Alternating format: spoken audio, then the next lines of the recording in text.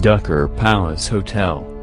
Owned by the Intercontinental Hotels chain, Liberia's Ducker Palace Hotel was a beautiful five-star property in its heyday. It was one of the most luxurious accommodations in all of Africa. Unfortunately, by the 1980s, Liberia was in a bad way, ravaged by civil war and political instability. Intercontinental pulled the plug on the Ducker Palace in 1989, right before the government was again overthrown and the president cannibalized. The hotel fell to ruin and became a haven for homeless squatters. In 2007, Liberian officials evicted the squatters with the hope of renovating the property, a project that was spearheaded by Muammar Gaddafi's Libyan government. Unfortunately, Libya also descended into civil war, and Gaddafi was killed by a crown, so the Ducker Palace continues to decline. The darkened hallways are choked with garbage, and there is no running water. Railings have been torn from the stairs, and walking around the property is quite literally taking your life in your own hands. El Hotel del Salto.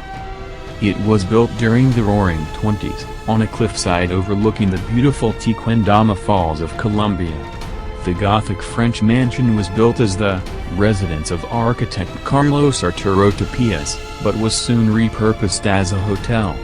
Despite its beauty, its location dangling over a precipice made it a prime location for people to commit suicide.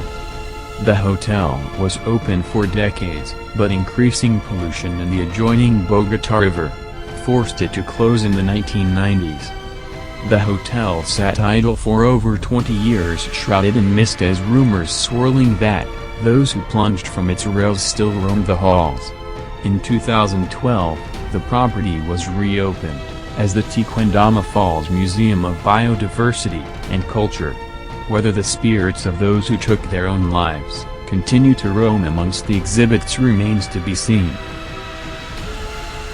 Diplomat Hotel. Baguio is home to many hotels, but few possess as sinister a pedigree as the Diplomat.